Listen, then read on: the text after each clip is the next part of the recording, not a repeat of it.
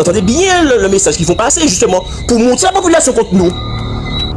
On est sous le fait de sommes qui dépassent le million d'euros. Moi, je dis très clairement à City Up et Blue Haven, Blue Line, que nous n'allons pas nous laisser faire. Aujourd'hui, il y a des points bloquants, alors au départ, justement, ils nous ont rendu dur, effectivement, pour prendre le travail. Maintenant, il est en train de faire obstruction sur d'autres points. Donc, je trouve ça quand même déplorable. Et je dis également aussi que je trouve déplorable l'attitude du nouveau délégataire. Il y a eu le non-respect du protocole de fin de conflit de 2017. Nous sommes en 2023, il y a eu une grève et le protocole de 2023 n'est toujours pas respecté aujourd'hui. C'est important, parce que j'ai envie que tout le monde comprenne ce que je suis en train de dire là. Parce qu'il y a aussi la souffrance des employés qui voient que les usagers leur en veulent alors que le problème ne vient pas d'eux.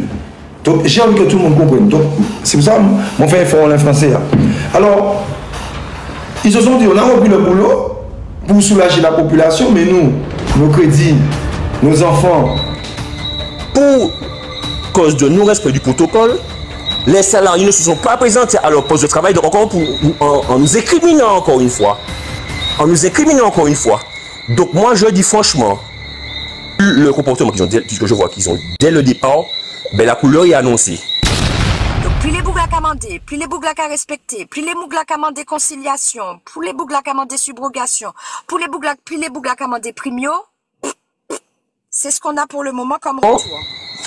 Et nous ne demandons rien de plus que le respect de la législation. Oui, il y a un impact. Il y a un impact important du fait que les vedettes ne fonctionnent pas. Et on ne peut pas faire comme si ça n'est pas notre problème à tous, en fait. Surtout que c'est l'argent du peuple qui subventionne ça. Donc je préfère m'arrêter au final aux dernières revendications qu'ils avaient et la perte d'acquis à partir du moment où la nouvelle directrice des ressources humaines est arrivée, la femme de l'autre. Je vais taire son nom. Donc, il y a eu un gel des anciennetés.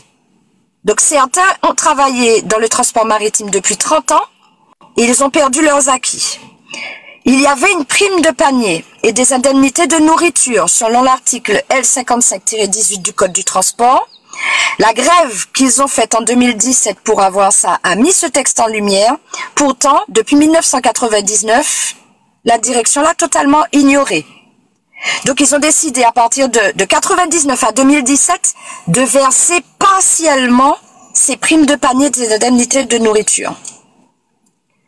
En plus de ça, quand tu prends tes congés, les gars les fractionnent. C'est eux qui décident comment tu prends tes congés et ils les fractionnent. Ce qui est normalement interdit. Et ça fait 8 ans que ça dure. Et ça a été fait sans le consentement du personnel, avec des signatures qui n'étaient pas les leurs, ce qui représente des faux en écriture. Voilà ce que subissent le personnel, ce que subit le personnel des vedettes Madinina quand tout le monde dit « Ah, yoka fait mounché, yoka fait grève ». Bon. Il y a eu également la non-application de la convention collective du groupement d'armateurs services de passage d'eau. De 2018 à 2021, il n'y a pas eu de convention collective d'appliquer. Au fait, à chaque fois que les gars font des grèves, on leur fait croire oui, on va vous donner. Depuis 2017, ils n'ont pas. Et ils sont en silence, ils continuent à travailler pour nous. Je dis que nos politiciens, des fois, c'est pour ça qu'on ne peut pas leur faire confiance. Parce qu'on essaie de faire confiance, on est content, on dit bon, ok, ça va aller, mais pour nous, les politiciens, ce sont des vendeurs de rêves. Il y a eu le non-respect de la prime de salissure depuis 2019.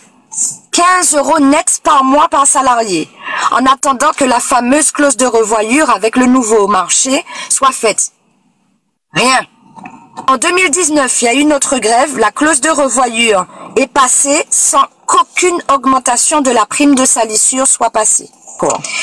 Donc, il y a eu plusieurs demandes de conciliation auprès de la direction de la mer et en 2023, en novembre 2023, il faut savoir qu'il y a 22 demandes de conciliation qui sont en cours.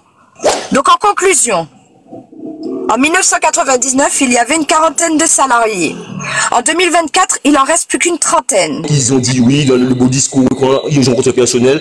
Ah oui, nous sommes là pour le changement, nous sommes là pour le progrès, nous sommes là pour ci, nous sommes là pour ça. Donc que de belles paroles.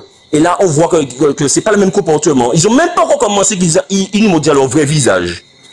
Donc, de manière très claire, voilà, la couleur est annoncée. Donc, nous leur disons que de toute façon, le protocole n'a pas été respecté. Bien sûr, je dis que le président a une part de responsabilité dedans, d'accord, parce que c'est eux qui ont fait obstruction sur certains points du protocole, donc ils vont devoir assumer les conséquences, d'accord. Je dis bien Martinique Transport, et je dis au nouveau délégataire qu'on ne va pas repartir et il n'y aura pas de navette, parce que le protocole devient caduc. Il n'y aura pas de navette tout le temps, il n'y aura pas de discussion claire, concrète, et qu'on sort dans le flou. On ne va pas reprendre le service, on ne va pas, comme on dit, on ne va pas baisser notre pantalon. Ça c'est clair. La couleur annoncée, mais on lui dit déjà qu'on ne va pas se laisser faire. Ça c'est clair et net. Et nous vous remercions vraiment du soutien que vous nous portez, mais je tenais quand même à faire cette précision-là. Donc, à un moment donné, il faut se préoccuper des questions de fond et aller chercher pourquoi les choses ne fonctionnent pas. Et nous, sans aller mener des grandes enquêtes, quand on regarde les personnes qui sont toujours aux responsabilités et qu'on constate que, par exemple, je vais redire le nom d'Alain Alfred parce que son nom me trotte dans la tête plus que les autres, parce que je trouve que normalement, il n'aurait pas dû être en responsabilité dans ce service public des vedettes parce qu'il n'a pas prouvé qu'il était responsable. Aujourd'hui, en tout cas. De manière, je ne fais pas la langue de bois. Effectivement, quand on voit qu'un marché a été attribué à City Up, d'accord? City Up, et que, justement, anciennement, ils gèrent le transport terrestre, et qu'on a résilié le marché sur eux pour faute grave, d'accord? Qu'il assigne le Martinique Transport devant le tribunal administratif, ils sont déboutés. Ils sont déboutés. D'accord? Et quand c'est justement M. Serge Letchimy qui est élu à la tête de la CCM ensuite, effectivement, et puis après il négocie avec Martinique Transport une indemnisation, je trouve ça scandaleux. Donc, moi je vous encourage à aller faire vos propres recherches pour pouvoir vérifier. Et si vous connaissez des journalistes, si vous connaissez des gens qui sont dans les commissions qui s'occupent de ça, leur demandez comment ça se fait qu'ils permettent qu'une délégation de service public qui, là, est censée durer 8 ans. Là, normalement, on est parti pour 8 ans. On est parti pour 8 ans avec des gens qui promettent des choses, qui promettent qu'ils vont faire des choses avec l'argent public, mais qui, dans d'autres délégations de services publics, ont prouvé qu'ils n'en étaient pas capables.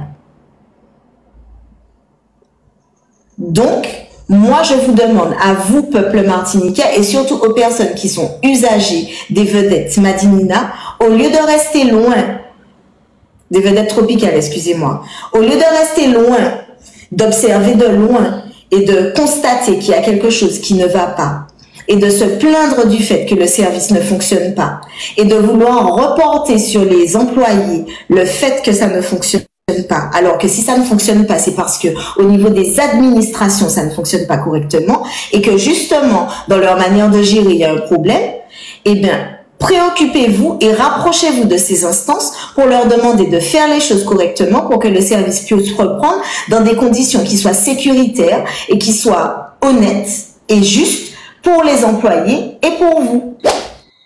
Et nous ne demandons rien de plus que le respect de la législation.